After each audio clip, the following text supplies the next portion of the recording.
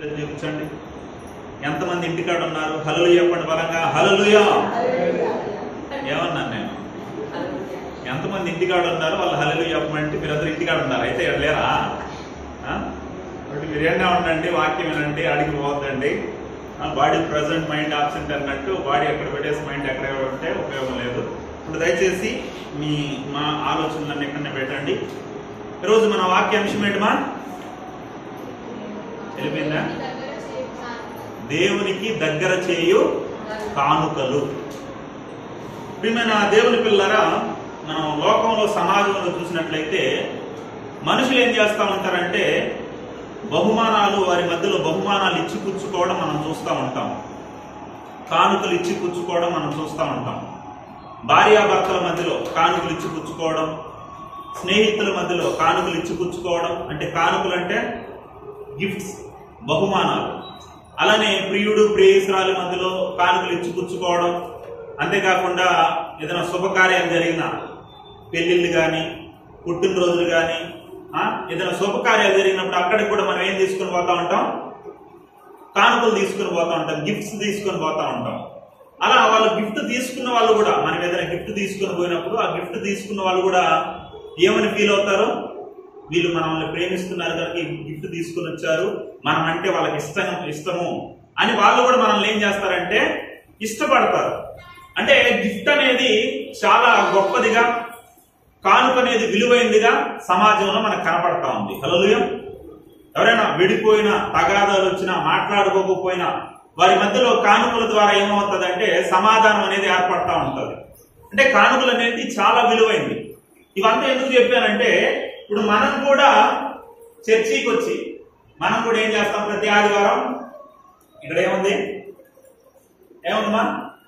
కానుకలు పెట్టింది. ఆ కానుకలు పెట్టి ఏం చేస్తాం? ఒక పాట పాడేటప్పుడు కానుకేస్తాం.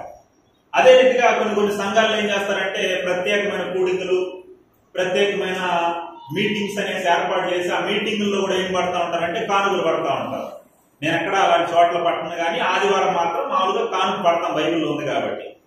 ఇప్పుడు ఈ కానుకలు పడతాం కదా, ఈ కానుకలు పట్టేటప్పుడు ఎప్పుడైనా ఆలోచించారా మీరు? అసలు నేను కానుక ఎందుకు వేయాలి? ఓహో, కొంతమంది ఏమనుకుంటా ఉండొచ్చు అంటే అందరూ వేస్తాడారు కనుక ఆచారబద్ధంగా మనము వేయాలి, లేకపోతే పాస్టర్ గారు చూస్తున్నారు కదా, విశ్వాసులు చూస్తున్నారు కదా, మనం వేయకపోతే ఏమనుకుంటారో అని ఆలోచనతో వేస్తున్నారా? ఒక స్పృహ కలిగి, ఒక ఆలోచన కలిగి కానుక వేస్తున్నారు. కానుక ఎందుకు వేయాలి? కానుక వేసే ఉద్దేశం ఏంటి? కానుక వేయడం వల్ల మాకు లాభం ఏంటి అని మీరు ఎవరైనా ఆలోచిస్తున్నారా? ఆలోచించాలి. హల్లెలూయా. కానుక ఎందుకు వేస్తున్నాం? దాని ఉద్దేశం ఏంటి? దానివల్ల కలిగే లాభం ఏంటో ప్రతి ఒక్కరూ ఆలోచన చెయ్యాలి. ఈ కానుక అనే దాని గురించి మనం ఆలోచిస్తే మనందరికీ తెలుసు, కానుక లేదా బహుమానం అనేది ఎవరికి ఇస్తామంటే ప్రేమ కలిగి మన ఇష్టాన్ని వ్యక్తపరచడానికి, ఒక వ్యక్తిని మనం ప్రేమిస్తున్నాం అనే దానికి ఇస్తామనేసి మామూలుగా మనం చూస్తున్నాం. అదే రీతిగా బైబిల్లో ఇంకా మనం ఆలోచిస్తే ఈ కానుక గురించి, కానుక ఎంత విలువైందో మనం ఆలోచిస్తే ఈరోజు కానుక గురించి మనం తెలుసుకున్నట్లయితే ఒక మాట సామెతల గ్రంథము 21వ అధ్యాయం 14వ వచనం చదవండి. కానుక గురించి ఒక మాట మనం చదువుతాం. సామెతల గ్రంథము 21వ అధ్యాయము 14వ వచనం. చాటున ఇచ్చిన బహుమానము కోపమును చల్లార్చును,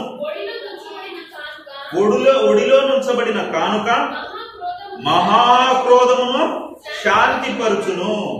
చాటున ఇచ్చిన బహుమానం ఏం చేస్తుందంట? కోపమును చల్లారుస్తుంది. బహుమానం అంటే కానుక, గిఫ్ట్. చాటున ఇచ్చిన గిఫ్ట్ అంట, కానుకంట కోపాన్ని ఏం చేస్తుందంట? చల్లార్చేస్తుందంట. చూసారా?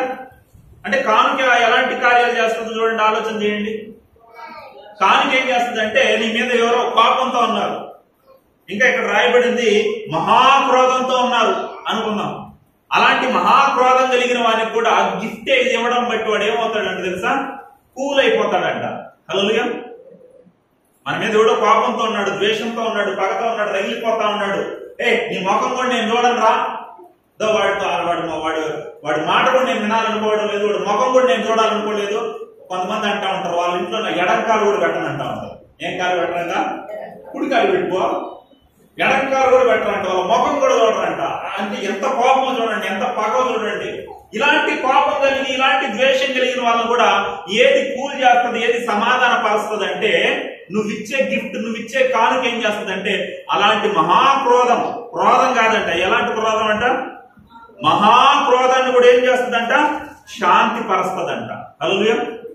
ఇప్పుడు మీ భార్య భర్తల మధ్యలోనో, మీ స్నేహితుల మధ్యలో తగాలు వచ్చి మాట్లాడుకోకుండా అనుకోండి, వాళ్ళకు కూడా మీరు ఈ డ్రెస్ నీకు భలే ఉంటది, ఈ డ్రెస్ తీసేవాలనుకుంటున్నాను, ఈ నగ నీకు బాగుంటది, నగ నీకు తీసేవాలనుకుంటున్నాను, ఈ గిఫ్ట్ నీకు ఇవ్వాలనుకుంటున్నాను అంటే, ఆ కోపంతో ఉండే వ్యక్తి కూడా ఏమవుతాడంటే, ఆ గిఫ్ట్ తీసుకున్న తర్వాత లేదా ఒక డ్రెస్ పంపించండి మీకు ద్వేషంతో ఉన్న వ్యక్తికి, ఆ డ్రెస్ తీసుకున్న తర్వాత ఆ వ్యక్తులు మెల్లిగా ఏమవుతుందంటే నెమ్మదిగా ఉండే కోపం అంతా కూల్ అయిపోతా వస్తాడు. హల్లెలూయా. చూడండి, బైబిల్ ఎంత గొప్పగా చెప్తాను చూడండి. మామూలుగా గిఫ్ట్ అనేది, బహుమానం అనేది ఎవరికి ఇస్తారని మనం అనుకుంటున్నాం? గిఫ్ట్ అనేది ఎవరికి ఇస్తామంటే మనం ప్రేమించే వాళ్ళకి ఇస్తాం, మనం అభిమానించే వాళ్ళకి ఇస్తాం, మనం గౌరవించే వాళ్ళకి ఇస్తాం, మనం ఇష్టపడే వ్యక్తులకి ఇస్తాం అనుకుంటాం. కానీ బైబిల్ ఏం చెప్తుందంటే, నాయన నువ్వు ఇష్టపడే ప్రేమించే వ్యక్తికి కాదు, నీ శత్రువుకు, నీ మీద మహాక్రోధంతో ఉన్న వాడికి ఇస్తే వాడి కోపం ఏమైపోతుంది, శాంతి పరచబడుతుంది. హల్లెలూయా. అలా బైబిల్ ఎక్కడైనా జరిగిందా? బైబిల్ ఎక్కడైనా కోపంతో ఉండే వ్యక్తికి కానిపించి నెమ్మది పరిచిన, శాంతి పరిచిన సందర్భాలు ఎక్కడైనా ఉన్నాయంటే, ఉదాహరణకి మనం ఆలోచిస్తే బైబిల్లో ఇద్దరు సహోదరులు ఉన్నారు. వాళ్ళిద్దరూ ఏమైనారంటే కొన్ని కారణాలను బట్టి శత్రువులు అయిపోయినారు. ఒక వ్యక్తి ఇంకొక వ్యక్తిని భయంకరంగా ద్వేషిస్తున్నాడు. ఎంతగా ద్వేషిస్తున్నాడు అంటే అతను కనపడితే నరికి చంపేద్దామన్నంత కోపంతో ఉన్నాడు. ఎవరా వ్యక్తి, ఎవరా సహోదరులు? యాకోబు, ఏసావు. వీళ్ళిద్దరూ కవల పిల్లలు. అంటే వీళ్ళలో పెద్దవాడు ఎవరంటే మొట్టమొదటి ఎవరు వచ్చారంటే ఏసావు వచ్చాడు, రెండవదికి యాకోబు వచ్చాడు. వీళ్ళిద్దరూ సహోదరులు అయినప్పటికీ ఏసావుకు యాకోబు మీద కోపంతో ఉన్నాడు, గుర్రుమని ఉన్నాడు, చంపేయాలన్న కోపంతో ఉన్నాడు. ఎందుకున్నాడంటే ఏం చేశాడంటే, ఒక సందర్భంలో వాళ్ళ తండ్రి దగ్గరికి వెళ్ళేసి ఏసావుకు రావాల్సిన ఆశీర్వాదాన్ని, తన ఆలోచన కాదు కానీ తన తల్లి చెప్తుంది, నాయన నువ్వు చేసి ఆశీర్వాదం నువ్వు తీసుకుని అనేసి మోటివేట్ చేసి వాళ్ళ తండ్రి ఇస్సాకు దగ్గరికి పంపిస్తారు. ఇస్సాకు దగ్గరికి వెళ్ళేసి ఏసావుకు రావాల్సిన, అన్నకు రావాల్సిన ఆశీర్వాదం తమ్ముడైనటువంటి యాకోబు ఏం చేస్తాడో తీసుకుని లాబాను తన మామ దగ్గరికి వెళ్ళిపోతాడు. ఇంకోటి ఏం జరుగుతుందంటే, ఒకానొక సందర్భంలో వాళ్ళ అన్నకి విపరీతమైన ఆకలితో ఇంటికి వస్తే చిక్కుడుకాయ కూర చేస్తా ఉంటాడు. ఇతను ఏం కూర చేస్తా ఉంటాడో, చిక్కుడుకాయ కూర ఎర్రగా చేస్తా అంటే వంట మాస్టర్ అన్నమాట ఈయన. అందుకని బాగా గుమగుమలాడుతా ఉంటే వాళ్ళ అన్న అడుగుతాడు, రే నాకు కొద్దిగా బెటర్ ఆకలిగా ఉందంటే, నేనెందుకు పెడతాను, నేను పెట్టాలంటే నువ్వు ఒక పని చేయాలి. ఏం పని చేయాలి? నీ జ్యేష్ఠత్వ హక్కు నాకు ఇచ్చేయాలి, నువ్వు పెద్దవాడు కదా, హక్కు నాకు ఇచ్చేయాలి అనేసి అడిగితే అతడు అలానే ఏం చేశాడంటే ఆ జ్యేష్ఠత్వ హక్కును కూడా ఇచ్చేస్తాడు. అలా ఇతడు ఏం చేశాడంటే అతని జ్యేష్ఠత్వ హక్కుని, అతనికి రావాల్సిన ఆశీర్వాదాలన్నీ తీసుకుని లాబాను ఇంటికి వెళ్ళిపోవడాన్ని బట్టి అతని మీద కోపం పెంచుకుంటాడు. అతన్ని ఇప్పుడు దొరికితే చంపేద్దామన్న ద్వేషం పెంచుకుంటాడు. ఇతడు లాబాను ఇంటికి వెళ్ళిన తర్వాత అక్కడ ఎన్ని సంవత్సరాలు ఉంటాడు? ఎన్ని సంవత్సరాలు కొలువు చేశాడు? లేయా కొరకు 7 సంవత్సరాలు, అంటే రాహేలు కొరకే చేశాడు, కానీ లేయని ఇచ్చేస్తాడు. మరలా 7 సంవత్సరాలు ఎవరి కోసం కొలువు చేస్తాడు? రాహేలు కొరకు. తర్వాత 7 సంవత్సరాలు రావాల్సిన ఆస్తి కోసం అతన్ని ఆస్తి ఇస్తాడంటే దానికోసం దగ్గర 21 సంవత్సరాలు కొలువు చేస్తాడు. లాబాన్ దగ్గర, వాళ్ళ మామ దగ్గర ఎన్ని సంవత్సరాలు ఉన్నాడు యాకోబు? 21 సంవత్సరాలు.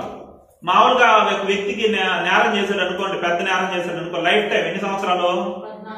14 సంవత్సరాలు. ఇతడు 14 సంవత్సరాలు ఎన్ని సంవత్సరాలు ఉన్నాడు అతని దగ్గర? 21 సంవత్సరం ఆడు కష్టపడి శ్రమపడి ఆస్తిని పోగు చేసుకొని ఆ గొర్రెలను, గుడ్లను, మందలను, దాసదాసీలను, పిల్లలను, భార్యలను తీసుకొని, అంటే ఇతను రావాలనుకోవాలి. దేవుడు చెప్పాడు, నాయన నువ్వు ఉండాల్సిన ప్రాంతం ఇది కాదు, నువ్వు ఈ ప్రాంతంలో కాదు ఉండాల్సింది, నువ్వు ఎక్కడికి రావాలి? నువ్వు నేను చూపించే కనాను ప్రాంతం వాగ్దాన భూమి అది, నువ్వు అక్కడికి రావాలి, మీ తండ్రి ఉండే ప్రాంతానికి రావాలి, నువ్వు బయలుదేరాలని చెప్పేసరికి ఎట్టో కట్ట బలవంతం మీద బయలుదేరాడు. బయలుదేరేసరికి అక్కడ ఎవరున్నారు? ఏషా వాళ్ళ అన్న కత్తి పట్టుకున్నాడు, ఇప్పుడు వస్తే చంపేద్దాం అన్నట్టున్నాడు. ఇతను బయలుదేరాడు అనేసి ఆయనకి తెలిసిండదు ఆ విషయం. వచ్చేసరికి అతడు ఏమన్నాడంటే సేయూరు అనే ప్రాంతం కాడున్నాడు. సేయూరు అనే ప్రాంతం కాడికి వచ్చేసరికి ఇతడు వచ్చి ఏం చేశాడంటే ఆ ప్రాంతం కాడ కొద్దిగా దూరంలో ఆగిపోయేసి ఏం చేశాడంటే ఆలోచిస్తా ఉన్నాడు. వాళ్ళ అన్న ఏం చేశాడంటే ఇతన్ని చంపడానికి 400 మందితో వచ్చాడు. ఎన్ని వందల మందితో వచ్చాడు మా పద్మమ్మ? వినాలమ్మా, ఎంతమందితో వచ్చాడో? 400 మందితో వచ్చున్నాడు అతని మీదకి. ఇప్పుడు 100 మందితో మన ఇంటి మీదకి వచ్చారు అనుకో, ఎందుకు వచ్చారు? ఒకడు 100 మందితో వచ్చాడు కత్తులు కటాలు పట్టుకుని, ఎందుకు వచ్చుంటాడమ్మా? మన మీద కోపంతో మనం కొట్టాలి, చంపాలి, నరకాలని ఉద్దేశంతో కదా అంతమంది వచ్చారంటే. అప్పుడు అలానే 400 మందితో వచ్చాడు. 400 మందితో వచ్చేసరికి ఇతనికి అర్థమైపోయింది, నా అన్న నన్ను ఏం చేస్తాడో చంపేస్తాడు, నేను అయిపోయినాను, ఇంకా నా పరిస్థితి అయిపోయింది అని ఆలోచన చేసి దేవునికి ప్రార్థన చేశాడు. ఏమని ప్రార్థన చేశాడు? ఏమని అడుగుతున్నాడు చూడండి, ఏమని చెప్తున్నాడు చూడండి దేవునికి. ఆదికాండం 32వ అధ్యాయము, ఆదికాండము 32వ అధ్యాయం 13వ వచనం, 11వ వచనం, సారీ 11వ వచనం. దయచేసి నన్ను తప్పించుము, నన్ను నువ్వు చంపునేమో అని అతడు నన్ను, నా పిల్లలను, నా కుటుంబాన్ని అంతటినీ నాశనం చేస్తాడేమో, నన్ను చంపేస్తాడేమో, 400 మందితో పెద్ద సమూహంతో వచ్చాడు, నన్ను చంపేస్తాడేమో అనేసి భయపడిపోయి భీతి చెంది అలా ఉన్నప్పుడు అతడు ప్రార్థన చేసి మౌనంగా ఉండిపోలేదు. కానీ తర్వాత ఒక ఆలోచన చేశాడు, ఒక పని చేశాడు. ఏం చేశాడు తెలుసా? 13వ వచనం నుండి చదవండి. అతడు ఆ రాత్రి గడిపి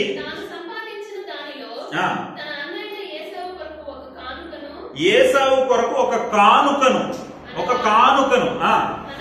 అనగా 200 మేకలు, 20 మేకపోతులు, గొర్రెలు, పొట్టేళ్లు, ఒంటెలు, వాటి పిల్లలు, ఆవులను, ఆంబోతులను, ఆడుగాడిదలను, అబ్బో ఎన్నో ఇచ్చి, ఎన్నో కానుకలు ఇచ్చి పంపిస్తాడు.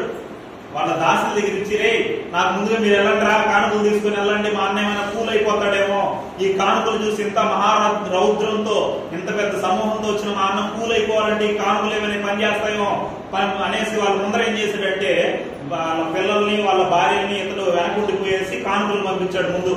గొర్రెల్ని, ఎడ్లని, ఆవుల్ని, గాడిదల్ని. అప్పుడు అవే కదా. ఇప్పుడైతే ఏముంటాయి? మనం కలుగు చేసిన ధనం. కానీ అప్పుడు దేవుడు చేసిన ధనం ఏంటి? ఈ ఆవులు, పశువులు, ఇవే ఆస్తులు అప్పుడు. కాబట్టి వాటిని ఏం చేశాడంటే పంపించాడు ముందు. రే తీసుకొని పోండి రా, మా అన్న కానుకలు తీసుకొని పోండి అని పంపించాడు అనమాట. హల్లెలూయా. అంటే అతను ప్రార్థన చేసి మౌనంగా ఉండిపోలేదు, కానీ తన అన్నను కూల్ చేయడానికి, తన అన్నతో సమాధాన పడడానికి, తన మహాక్రోధంతో ఉన్నటువంటి తన అన్నని శాంతిపరచడానికి కానుకలు ఇచ్చి పంపించాడు. కానుకలు ఇచ్చి పంపించిన తర్వాత ఏం జరిగింది? ఏమనుకున్నాడు అతను? చూడండి 18వ వచనం చదవండి. నీవు